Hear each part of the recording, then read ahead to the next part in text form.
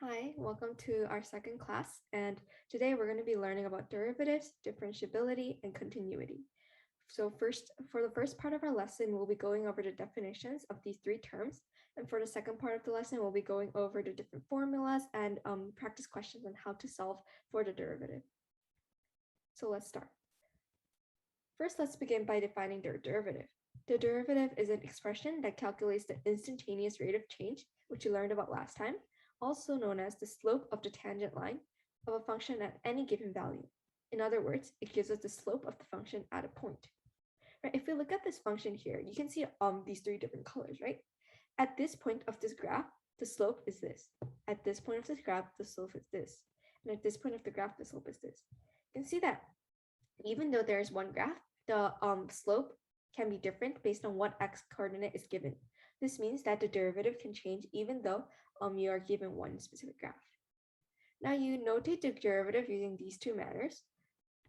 You do not need to know the names of these. You just have to know that if there is a dash like this, or if it's written as dy over dx, this represents the derivative. So the definition of the derivative. This limit, which is shown below, gives an expression that calculates the instantaneous rate of change or the slope of the tangent line of fx at any given value. So as you can see, dy dx, or the derivative, also the derivative, is equal to limit as h approaches 0, f of x plus h minus fx over h. So if you memorize this, you can find the derivative using this, which we also briefly went over last class. Now the equation of the tangent line. The line tangent to the curve fx at x equals a can be represented in point slope form. If the slope is f prime of a, also known as the derivative notation, if the point is a and fa, you can find the equation of the tangent line using point slope form. Y minus fa equals f of prime of a times x minus a. So as you can see, the derivative is basically the slope of the tangent line at any given point in the graph, like any given point. And you can find the derivative using this equation and the equation of the tangent line using this equation. Moving on to the formal definition of continuity. For fx, or the function, to be continuous at x equals c, the following three conditions must be met. First, fc is defined, which means c is in the domain, right? If it is continuous, also known as the, basically this means that the function flows during this time. Fc must be defined. So pretend a graph exists only from x coordinate of 0 to 1, right? So it's only here. Yet the x value is here. This means it cannot be continuous here. Now second condition is that limit as x approaches c, fx is this. This means that basically there cannot be a hole here. Third, limit x as x approaches c, fx equals fc. This means basically what we learned last time. The limit as x approaches this value must be the function value. Now, when we examine functions in algebraic form, we can make the following conclusions. First, all polynomials are continuous for all values of x. Second, fractions in the form of y equals fx over gx are discontinuous whenever gx equals 0. It makes no difference if gx cancels out. When it does, it creates a removable discontinuity. This means that because if it's, for instance, fx over gx, if gx equals 0, this function is undefined, right? This means that the value of the function cannot exist at that particular x value, which means that x value is not continuous. Third, radicals in the form of y equals ordered fx are continuous everywhere. This is because even though fx is negative or whatever value is inside, it can still come out of the root and not be an imaginary number. Fourth, radicals in the form of y equals even root fx are discontinuous wherever fx is smaller than 0. This is because if fx is smaller than 0, it creates an imaginary number, which means that it cannot exist. Fifth, trigonometry functions in the form of y equals sine ax or y equals cosine ax are continuous everywhere. This is because if you graph those functions of sine and cosine, it goes like this, or it goes like this, right? Which means at every single point, it must be continuous. 6, exponentials in the form y equals a bx are continuous everywhere. This is the same as it either goes this, like this, or this, which means it is also continuous everywhere. Now, these are just some general rules that make it easier for you to identify the continuity of a function. And you do not necessarily have to memorize all of them, you just have to make sure you understand so that later when you're solving these questions, it's much easier to grasp. Now, their differentiability. The derivative exists for every point in the domain. The graph must be a smooth line or the curve for the derivative to exist. In other words, the graph looks like a line if you zoom in. The derivative fails to exist where the function has a discontinuity, corner or cusp, or a vertical tangent. Now, let's examine all three circumstances, right? First is a discontinuity. This means, like we explored before, when limit x equals, as x approaches c, f derivative x is undefined. This means either there's a hole, which means it's undefined, or there exists a discontinuity. Second, when there's a corner or cusp, this means when it quickly turns, like it doesn't pass smoothly.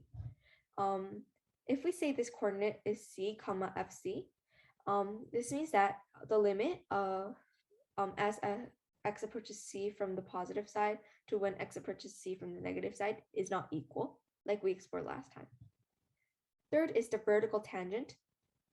When limit as x approaches c of f derivative x is either plus minus infinity, it does not exist. Now, differentiability at a point. A function fx is differentiable if at x equals c, if and only if f derivative c exists. It means that we explore differentiability. If this value exists, then the function is differentiable. Differentiability on an interval. A function fx is differentiable on an interval a comma b if and only if f prime c exists for every value of c in the interval ab. Now, this is just a single point, but if we want to see the differentiability of a total interval, we must check every single point and see if it's differentiable. If even one value is not, then over that interval, the function is not completely differentiable. Finally, a differentiable function. A function fx is differentiable if and only if fc exists for every value of x equals c in its domain.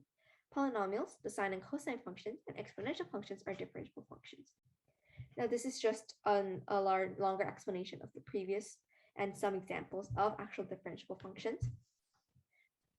Now, the difference between this and this is that this is just simply over an interval that you designate, but this is over the entire domain of the function.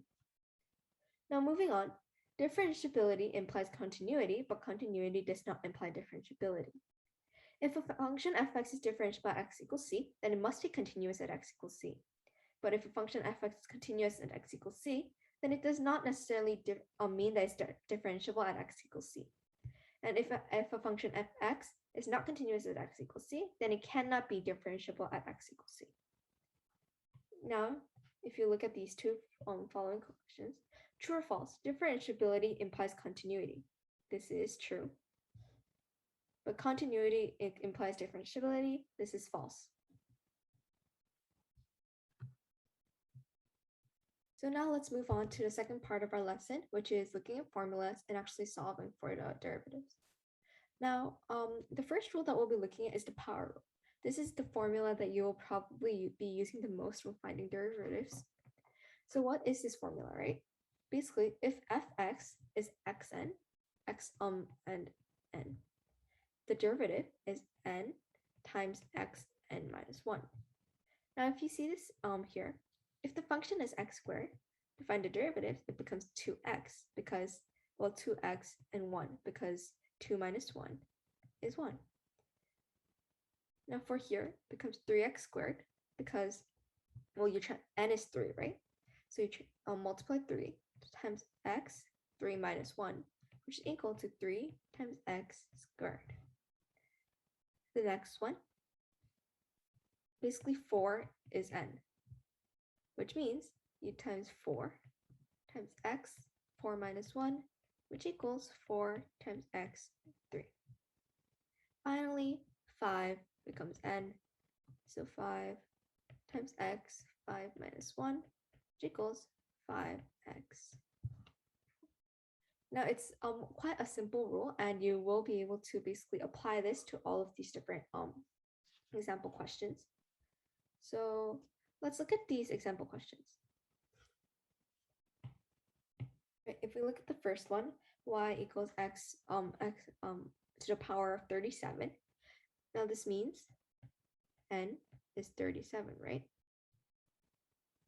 So y prime, or the derivative of y, becomes 37x 37 minus 1, which is equal to 37x to the power of 36. That becomes the answer.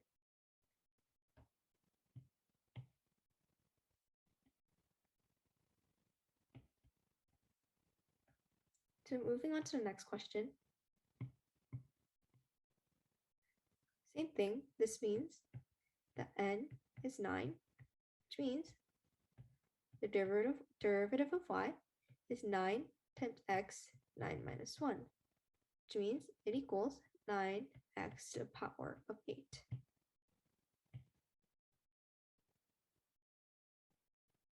Moving on to the third question. Now this, the following questions will be quite not that difficult, but a little bit more complicated because you have to switch up the form, right? Now this can be rewritten as y is x to the power of -1. This means that n is -1, right? So y prime would be -1 times x is -1 minus 1, which means -1 times x minus 2, which makes it -1 over x squared. So that becomes the formula.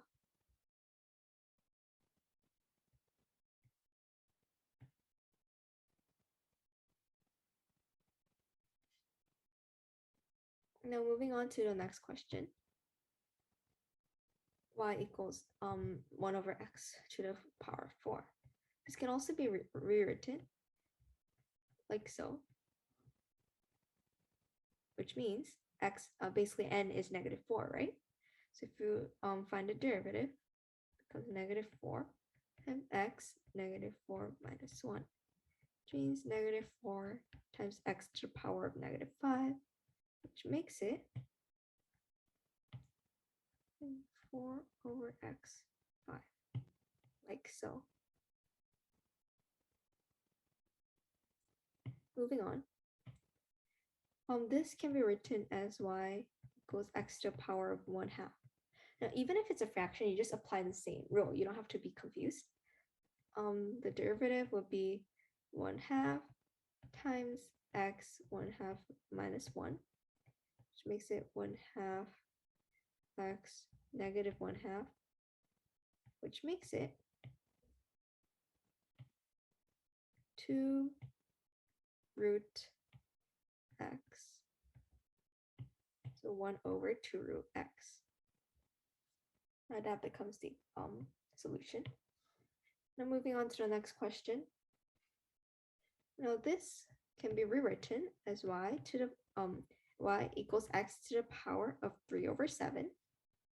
Now this will, now the derivative will equal y prime equals 3 over 7 minus x 3 over 7 minus 1 equals 3 over 7 times x -4 over 7, which makes it a complex fraction of 3 over 7 to the root of 7 x 4. Now that becomes the solution.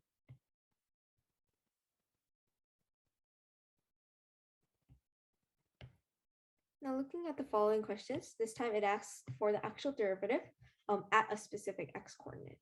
Now this is the same thing, you just have to input the x coordinate inside, right? So you have to first simplify and then take the derivative.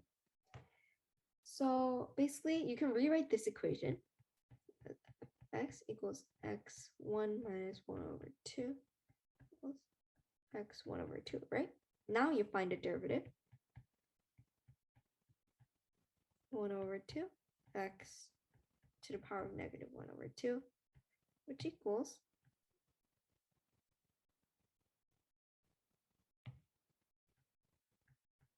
like that, right? Now to find f,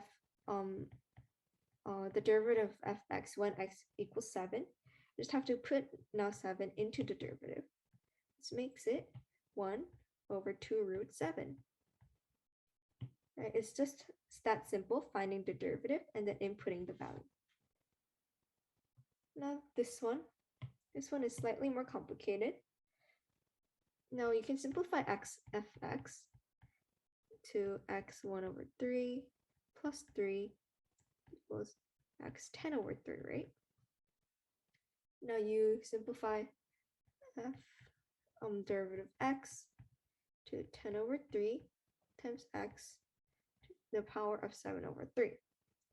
And to find f derivative 8, or f prime 8, 10 over 3 times 8 to the power of 7 over 3. And you just have to solve now.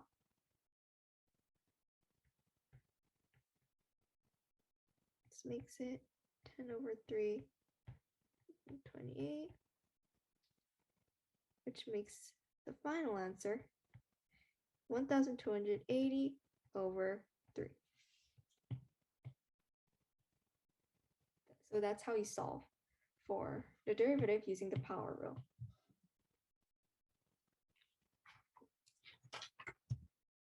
Now moving on to some more different rules and some more complicated questions. First, more derivative rules, right? If the derivative is of a constant c, which means, for instance, it's d over dx of 4, then it automatically equals 0. If it's a constant multiple, then, for instance, if the derivative is of 4u, then it becomes 4 du dx. Now, if it's sum and difference, for instance, there are two parts of the function, like u plus v, then you calculate the derivative separately, and then you add it. Now let's look at these questions using the above three things. So what it showed here above was that basically you have to find all of these derivatives separately. Now let's find y prime is first 2x squared. We use the power rule that we learned earlier. And if there's a constant, you just multiply it, right? So it becomes 2 times 2x and then 2 minus 1, which makes it 4x. You do the same thing even if there's a constant in the front, you just multiply the constant as well. So it becomes 4x. And then you do the same with this. This is also the power rule because it can be simplified as negative 5x to the power of negative 1, right? Which means you can multiply negative 1 times negative 5x and then negative 2, which becomes 5x over 2. So you multiply like that. And finally, what do you do with the 6? We learned above here that if it's a constant, it equals 0. So this just disappears, leaving the answer to be this. It's quite simple, even if it looks complicated, if you just do it part by part. This next question. Do this basically the same way. To make it easier to solve, let's first simplify this equation. The x to the power of 1 over 2 minus 3x to the power of 6 plus 2 pi. Now let's calculate the derivative, right? So y prime equals 8 over 2 x to the power of negative 1 over 2 minus 2x5, and the pi disappears because it's a constant. And if you simplify this,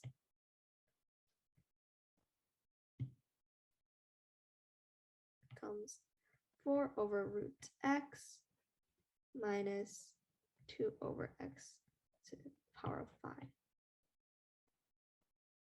So even though it looks complicated, it's actually quite simple if you use these formulas. Now the derivatives of basically the trigonometric functions.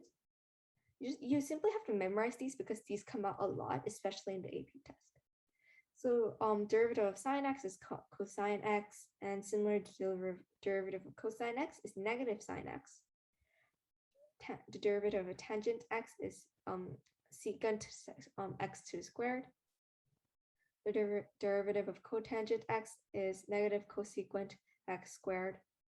The derivative of secant x is secant x times tangent x.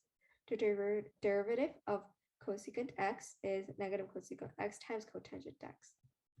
Now these are quite hard to memorize, but once you do, it will be much easier for you to use in all of the derivative questions, including the trigonometric functions. So let's look at this one, right? Basically find the derivative of this function.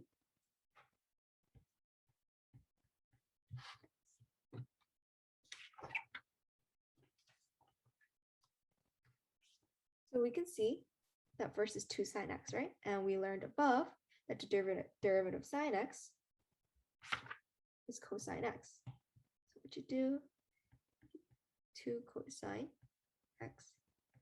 Now the derivative of cosine x was negative sine x. If you multiply negative, it becomes plus 5 sine x. It's actually quite simple as long as you know the formulas. So let me just circle the answer. And next one, derivatives of exponential functions. If it's of a constant, ax, it becomes ax times ln a. And if it's ex, it simply stays the same. Now to solve these questions,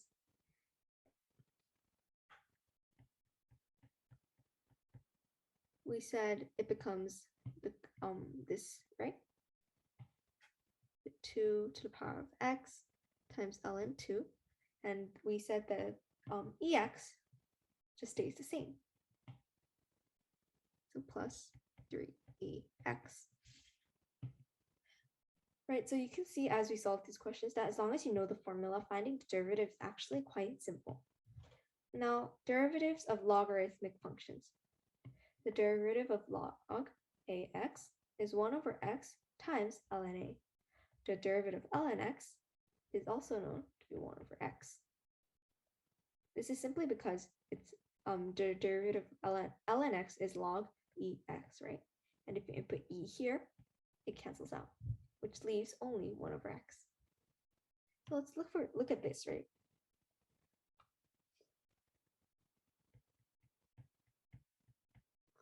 Log 4x becomes 1 over x times ln 4 over 1 and minus 4 ln x, which simply becomes 4 times 1 over x. Now if you simplify this, it becomes x ln 4 over 1 times 4 over x. That's what it becomes. Okay. So now let's look at these following questions, which basically uses all of the above formulas. So you can always go back and then refer to this, and feel free to stop the video and solve these 3 example questions before checking the answers with me. So this one. The derivative of sine x was cosine x. And then the derivative of ex was simply the same. Just leave this. For this one,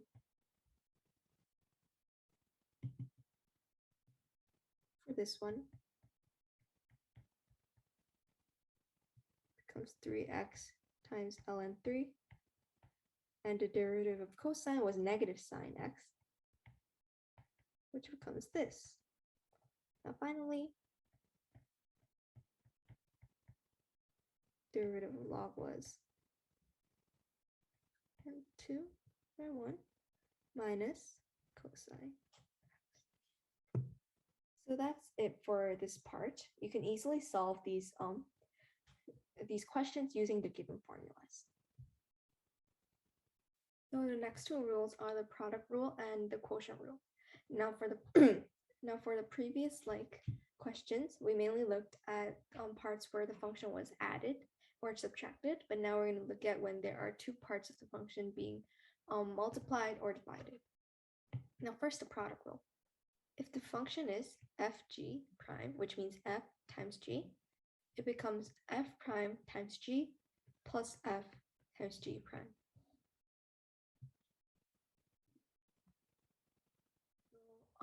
It's easier to look at example questions and find out what it means. So looking at this first question, we see that there are two parts to this function, which is 8x and sine x, right? So if we want to find a derivative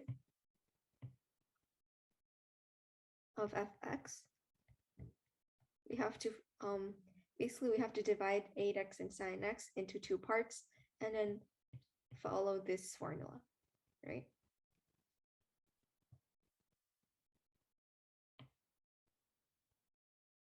This makes it 8x prime times sine x plus 8x times sine x prime.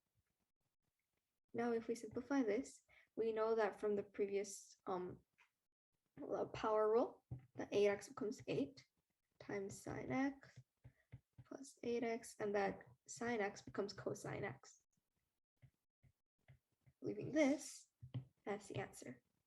So it's really actually simple, even though it may look complicated at first. Now this one. This also has two parts, 2e to the power of x and root x. So the derivative of gx will become 2ex to the root of x, because we learned from the previous lesson that because we learned from the previous pages that ex does not change even if it's derivative, times root x plus 2ex times the derivative of root x, which is 1 over 2 root x. And if we simplify this,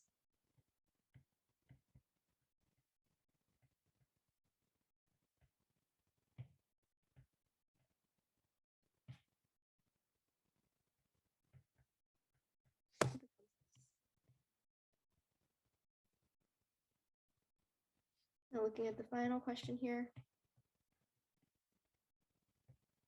the derivative of hx. Now this is more complicated because there are also two parts, except the two parts also have addition and subtraction to it. So you will have to use the previous rules while also using the product rule.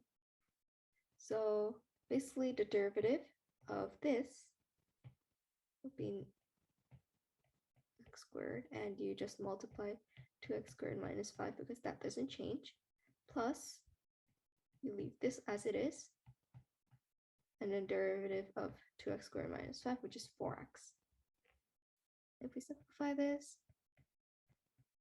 comes plus 4 plus 4x, leaving the answer as 5 over x squared plus 4x plus 2. And that's it.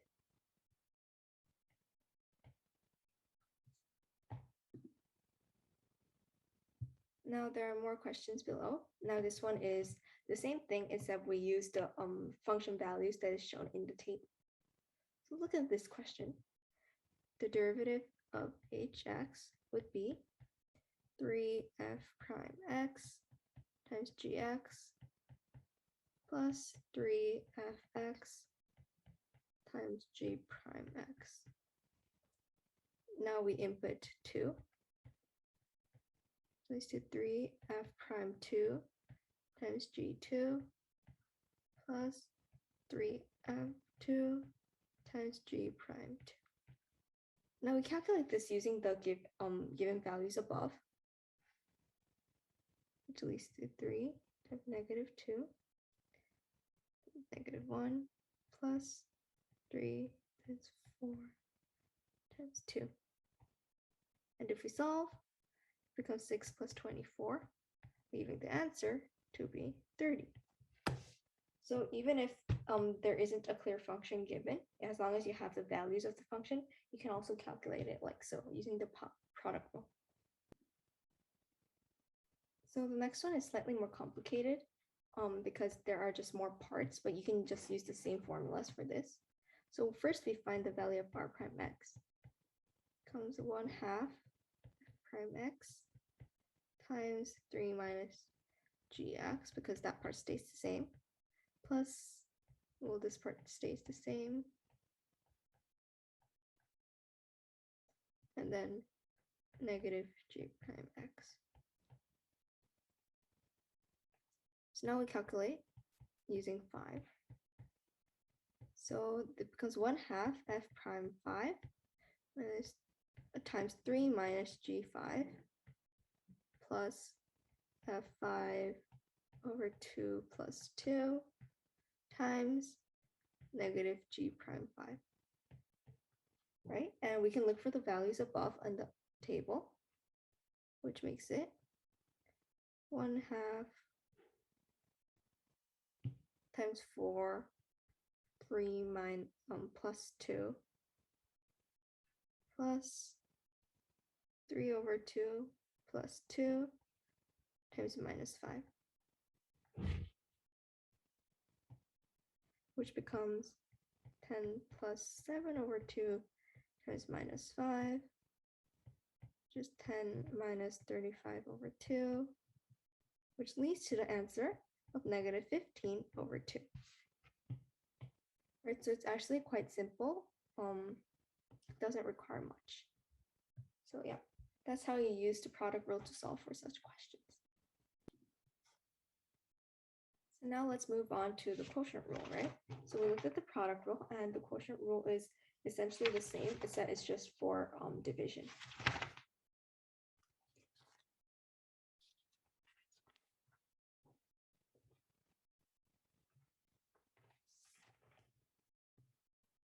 Right, so let's look at the quotient rule. If hx is f over g, h prime x is f prime times g minus f g prime over g squared. So let's look at this example question, right? F would be 2x squared and g would be 3x plus 1, which means that y prime would be 4x, which is because it's 2x squared derivative, and then we leave 3x plus 1 minus 2x squared times the derivative of 3x plus 1, which is 3, over 3x plus 1 squared. And if you simplify this, it becomes 12x squared plus 4x minus 6x squared over 3x plus 1 squared. And finally, we can simplify this further to become 6x squared plus 4x over 3x plus 1 squared.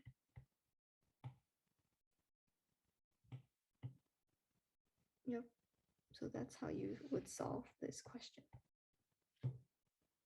Moving on to the next question. F would now become 3ex and g would be 2x. Using the formula above, once again, you solve for g prime x. And first, you find the derivative of 3x, which does not change, so you leave this, times 2x minus 3x, and the derivative of 2x, which is 2, over 2x squared. Now this will become 3ex 2x times 2x minus 2 if you simplify it, over 4x squared, which means you can simplify this further into 3ex times x minus 1 over 2x squared. So you can see that if you use the quotient rule, It's actually not that complicated to solve. Now let's look at the next question. Now hx would be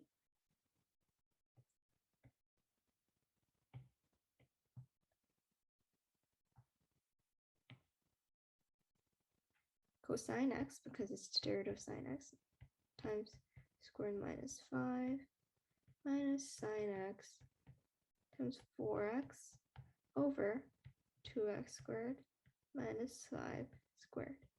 Now you can't simplify this further, which means you can just leave the answer like this.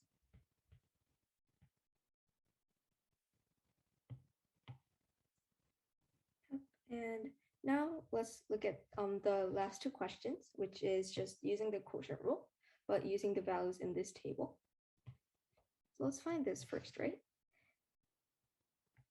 The derivative of hx would be, according to the quotient rule, f prime x times 3gx minus 3g prime x times fx over 9gx squared, because you square 3gx.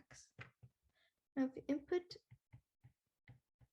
2 as the value of x, f prime 2 minus 3g2 minus 3g prime 2 times f2 over 9g2 squared. Now you just have to input the values from the function above, and from the table above. And if you do, it becomes negative 2 times 3 times 1, 3 times negative 1 minus 3 times 2 times 4 over 9 squared. Finally, you simplify. 6 minus 24 over 9, which makes the answer negative 2.